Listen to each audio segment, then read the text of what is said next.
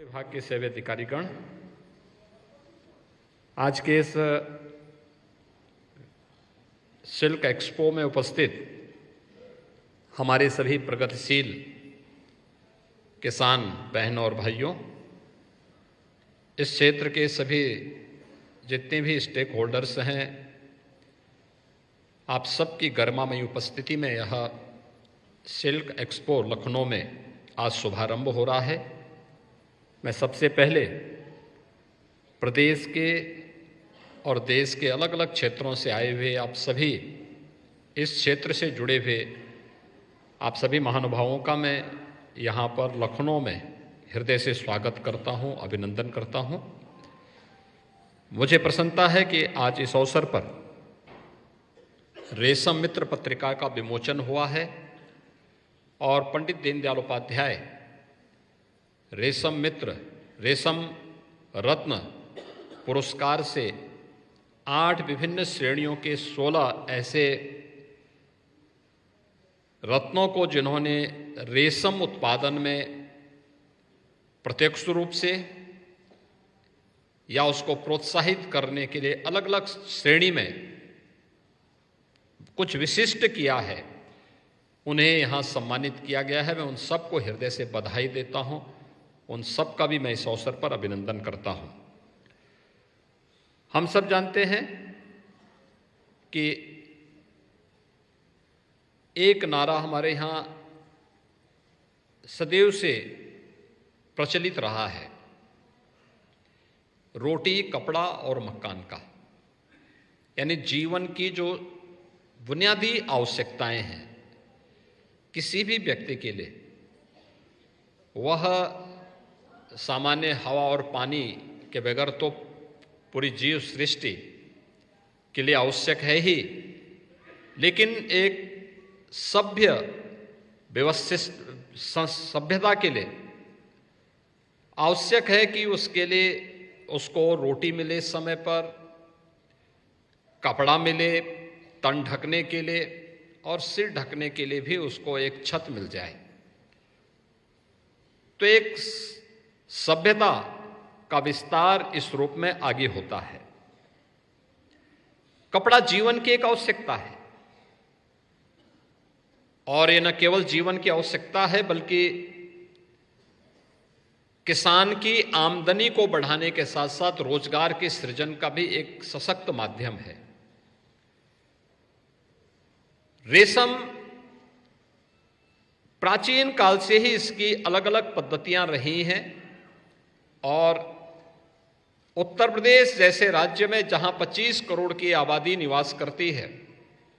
उस राज्य में इस फील्ड में जो अनेक संभावनाएं विकसित हो सकती हैं। पिछले कुछ समय से उत्तर प्रदेश ने जो प्रगति की है, यद्यपि वह पहले की तुलना में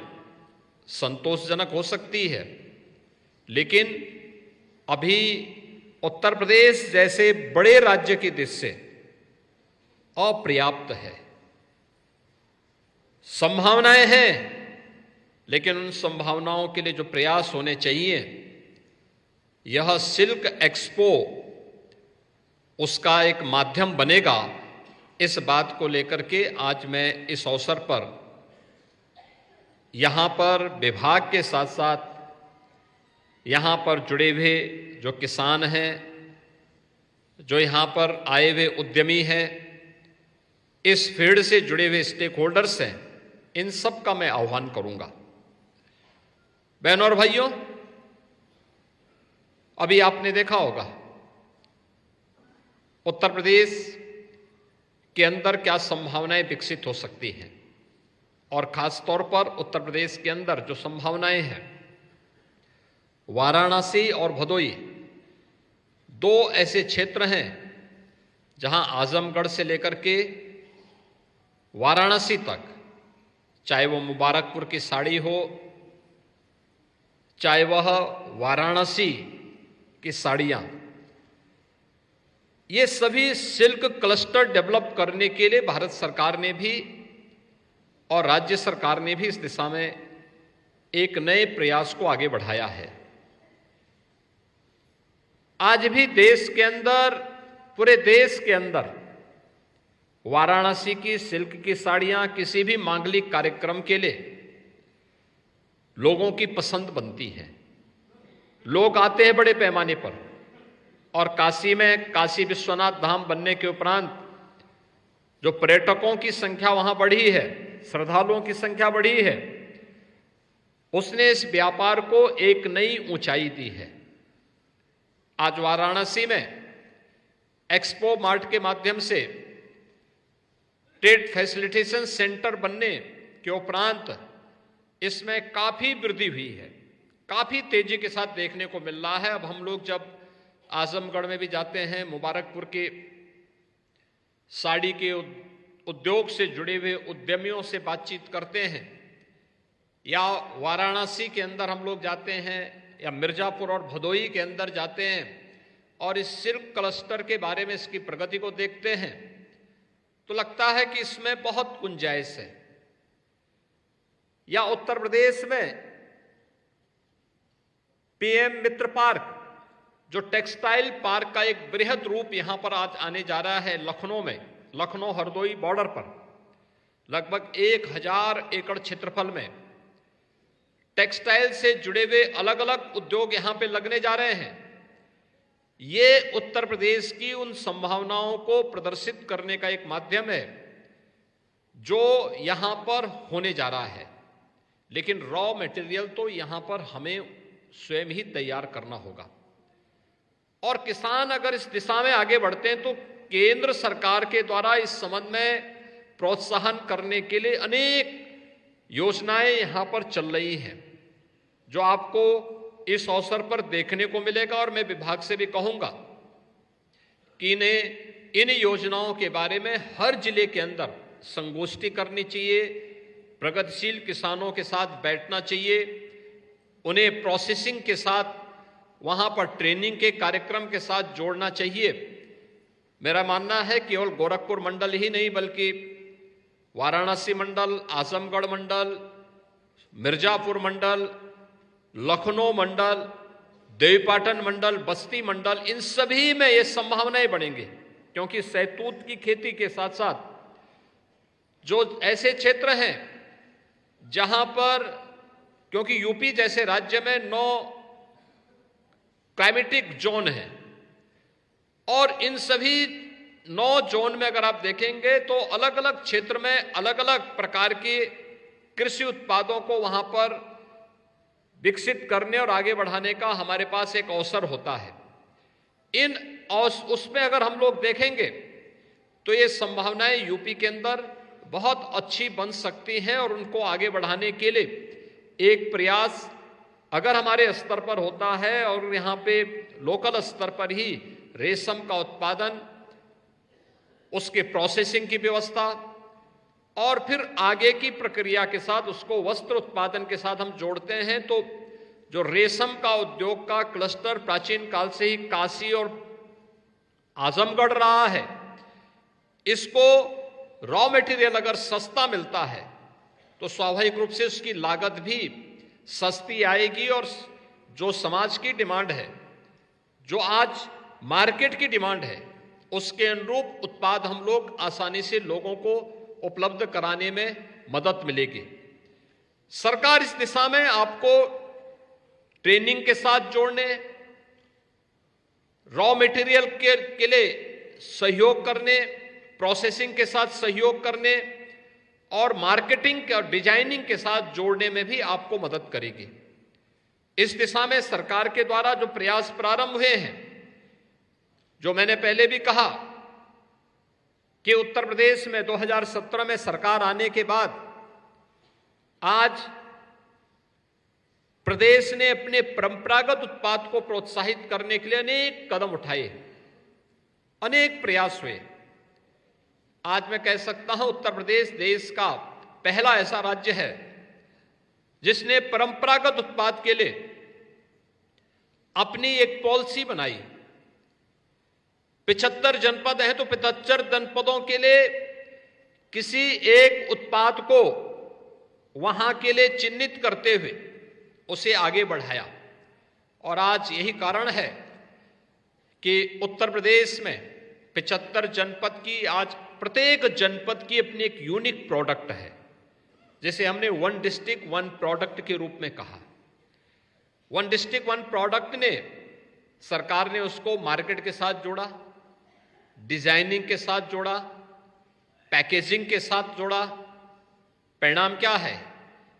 कि यहां पर रोजगार का सृजन भी हुआ, एक्सपोर्ट भी यहां का परंपरागत उत्पाद होना प्रारंभ हुआ।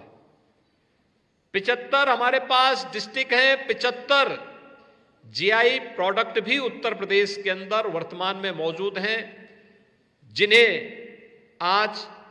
उत्तर प्रदेश के अंदर, देश के अंदर मान्यता प्राप्त हुई है। और ये संभावना उत्तर प्रदेश के अंदर है, जिसमें मुबारकपुर की साड़ियां भी हैं और वाराणसी भदोई की भी ये साड़ियां जो आज आपको बाहर देखने को मिलेंगी, इन सभी के माध्यम से उत्तर प्रदेश के इस पोटेंशियल को आगे बढ़ाने का एक अवसर प्राप्त होता है। इस सिल्क एक्सपो इस फील्ड में उत्तर प्रदेश की संभावनाओं को आगे बढ़ाने का एक माध्यम बने, इस पर हमें प्रयास करना होगा। और मुझे लगता है कि प्राचीन समय से, प्राचीन काल से ही इस कार्यक्रम के साथ उत्तर प्रदेश का किसान जुड़ा रहा है, यहां का उद्यमी भी जुड़ा रहा है, लेकिन समय के अनुरूप उन्हें उचित प्रोत्साहन, डिजाइनिंग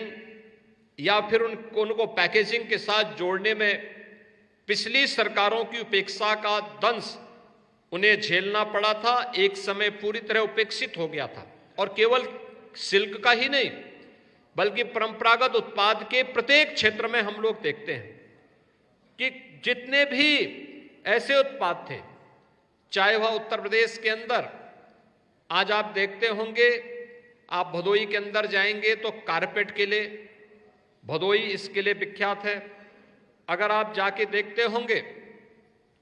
कि अगर आप गोरखपुर में जाएंगे, टेराकोटा का उत्पाद वहां पे आपको प्राप्त होगा।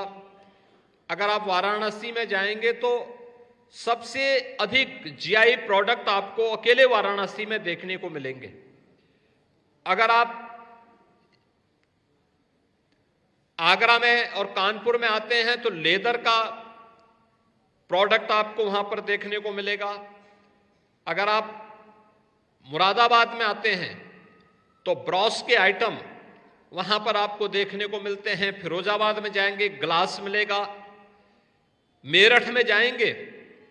तो वहां पर आपको स्पोर्ट्स आइटम देखने को मिलेंगे। यानी अलग अलग जनपद की अलग अलग प्रोडक्ट आज उत्तर प्रदेश के पोटेंशियल को देश और दुनिया के सामने रखता है, और उसके माध्यम से उत्तर प्रदेश आज अपने इस परंपरागत उत्पाद के माध्यम से अपने युवाओं को और अपने उद्यमियों को आगे बढ़ने का एक प्लेटफॉर्म भी उपलब्ध करवा रहा है। ऐसे सिल्क के क्लस्टर भी उत्तर प्रदेश के अंदर जिन क्षेत्रों में विकसित हो सकते हैं और इसमें संभावनाएं बनी हुई हैं, उसको भी हमें और तेजी के साथ आगे बढ़ाने के लिए एक नया प्रयास प्रारंभ करना होगा। और आवश्यकता पड़ी तो इसके लिए विभाग को अलग से भी ऐसे किसानों को जो रेशम मित्र के रूप में अपनी सहभागिता का परिचय देकर के इस फील्ड की संभावनाओं को जमीनी धरातल पर उतार करके उत्तर प्रदेश को एक स्वस्थ प्रतिस्पर्धात्मक राज्य के रूप में भी अन्य राज्यों की तुलना में खड़ा कर सके, उसके लिए जो भी इंसेंटिव की व्यवस्था करनी, वो सब चीजें समयबद्ध तरीके से अगर आगे बढ़ता है तो मेरा ये मानना है कि उत्तर प्रदेश की संभावनाओं को हम बहुत बेहतर तरीके से देश और दुनिया के सामने इस फील्ड में भी कर सकते हैं। और वह तब जब बहुत शीघ्र पीएम मित्र पार्क, जो टेक्सटाइल का एक पार्क के रूप में प्रदेश की राजधानी लखनऊ में विकसित होने जा रहा है, वह इन संभावनाओं को आगे बढ़ाने में एक बड़ी मदद कर सकता है। बहनों और भाइयों, जब हम रेशम के वस्त्रों की बात करते हैं तो यह विशुद्ध रूप से स्वदेशी तकनीक पर आधारित, लेकिन तकनीक को हमें समयबद्ध तरीके से इंप्रूव भी करना होगा, उसके साथ अपने आप को जोड़ना होगा। जैसे परंपरागत रूप से अगर आप खादी में देखेंगे, पहले हाथ से चलने वाला चरखा था, हाथ से चलने वाला चरखा के बाद उसमें इलेक्ट्रिक चरखा आया। अब बिजली का खर्चा बढ़ा, लेकिन उसकी रफ्तार 5 से 10 गुनी अधिक बढ़ गई। अगर आप देखेंगे अब बिजली के खर्चे को कम करना है तो अब सोलर चरखा भी आ चुका है। ऐसे ही इसमें भी जब हम रेशम के जो भी प्रोडक्ट आते हैं उस प्रोडक्ट को प्रोसेसिंग के साथ जब जोड़ रहे हैं तो उसकी कताई के कार्यक्रम को जोड़ने के लिए भी उस प्रक्रिया का पालन करते हुए मैं देख रहा था जब सिल्क एक्सपो में कैसे वे लोग उस प्रोसेसिंग के साथ जोड़ करके उसके धागे को बना करके और उसको फिर आगे बढ़ाने का काम कर रहे थे। यानी यह एक विशुद्ध रूप से स्वदेशी तकनीक भी है और स्थानीय स्तर पर अपनी रोजमर्रा के कार्यों को आगे बढ़ाते हुए महिलाओं के स्वावलंबन के लिए भी इसको हम आगे बढ़ा सकते हैं। महिला सशक्तिकरण के लिए जो मिशन शक्ति के अंतर्गत प्रधानमंत्री मोदी जी के विजन के अनुरूप जो कार्यक्रम आगे बढ़ रहे हैं, आखिर उत्तर प्रदेश क्यों नहीं इस दिशा में आगे बढ़ सकता। हम लोग जब दुनिया के अंदर देखते हैं रेडीमेड गारमेंट्स में दुनिया के छोटे छोटे देश आज अपनी धमक के साथ वहां बढ़े हुए हैं। जिन लोगों के पास संसाधन बहुत कम है, जिनके पास संभावनाएं ना के बराबर है, वे लोग आगे बढ़ चुके हैं। लेकिन हमारे पास संभावना भी है, हमारे पास संसाधन भी है। अगर हम आधी आबादी की एक बड़े तबके को जो कार्य चाहती हैं, अगर हम उन्हें रेशम उत्पादन के साथ जोड़ दें, प्रोसेसिंग के साथ जोड़ दें, रेडीमेड गारमेंट्स के साथ जोड़ दें, डिजाइनिंग के साथ जोड़ लें, मार्केटिंग के साथ जोड़ लें, पैकेजिंग के साथ जोड़ लें, तो आज दुनिया के अंदर रेडीमेड गारमेंट्स में जो छोटे छोटे देश आज अपनी धमक बनाए हुए हैं, उनका स्थान उत्तर प्रदेश और भारत ले सकता है। और इस संभावना को आगे बढ़ाने के लिए प्रदेश सरकार ने तमाम अन्य कदम उठाए हैं। उन कदमों को भी हम लोगों को देखना चाहिए, उसका लाभ भी हमें लेना चाहिए। मुझे पूरा विश्वास है कि ये सिल्क एक्सपो अगले 1 सप्ताह तक यहां पर चल करके रेशम क्षेत्र से जुड़े हुए विभिन्न योजनाओं के बारे में किसानों को, उद्यमियों को और अलग अलग क्षेत्र से जुड़े हुए स्टेक होल्डर्स को इसके बारे में अवगत भी कराएगा, उनके महत्वपूर्ण सुझाव भी लेगा। रेशम उत्पादन के लिए हम और क्या कुछ कर सकते हैं, किस प्रकार का मैकेनिज्म हमें उत्तर प्रदेश के अंदर तैयार करना है कि किसान इसके माध्यम से अधिक उत्पादन करके अधिक मुनाफा कमा सके, इसके लिए कौन से ऐसे प्रयास हो सकते हैं। उन प्रयासों को अगर हम लोग एक्सपो थोड़ी भी उसमें प्रयास कर सकेगा तो यह एक सार्थक दिशा में किसानों की आमदनी को कई गुना बढ़ाने की दृष्टि से अत्यंत उपयोगी सिद्ध होगा। आज के इस अवसर पर मैं एक बार फिर से इस सिल्क एक्सपो के अवसर पर पूरे उत्तर प्रदेश से आए हुए और देश भर से आए हुए इस फील्ड से जुड़े हुए जितने भी स्टेक होल्डर्स हैं, उन सब का मैं हृदय से यहां पर अभिनंदन करता हूं। पंडित दीनदयाल उपाध्याय रेशम रत्न के नाम पर जिन लोगों को आज यहां पर सम्मानित किया गया है, उन सबको मैं बधाई देता हूं और विभाग का मैं आह्वान करता हूं कि वे लोग इस दिशा में अगर उन सभी क्षेत्रों में, चाहे वो वाराणसी मंडल हो, मिर्जापुर मंडल हो, आजमगढ़ मंडल हो या गोरखपुर मंडल या देवीपाटन या लखनऊ मंडल, इन सभी में अगर इनके इससे संबंधित सेमिनार, गोष्ठियां और किसानों के साथ एक संवाद के कार्यक्रम, उनके प्रशिक्षण और इन सभी जनपदों से जुड़े हुए किसानों को फिर उन राज्यों में भेजना और उन राज्यों की इन संभावनाओं को हम आगे बढ़ाने में मदद कर सकेंगे, तो रेशम उत्पादन को अभी हमने 84 गुना बढ़ाने में सफलता प्राप्त की है। लेकिन मेरा ये मानना है कि एक समय वह जरूर आ सकता है जब उत्तर प्रदेश का हमारा किसान रेशम उत्पादन में देश के अंदर अग्रणी राज्यों में गिना जाएगा। आज के इस अवसर पर मैं एक बार फिर से आप सभी का हृदय से स्वागत करता हूं। आप सबको दीपावली की मंगलमय शुभकामनाएं देता हूं। धन्यवाद। जय हिंद। बहुत बहुत धन्यवाद माननीय, आपके आशीर्वचन और के उद्घाटन के कार्यक्रम का आयोजन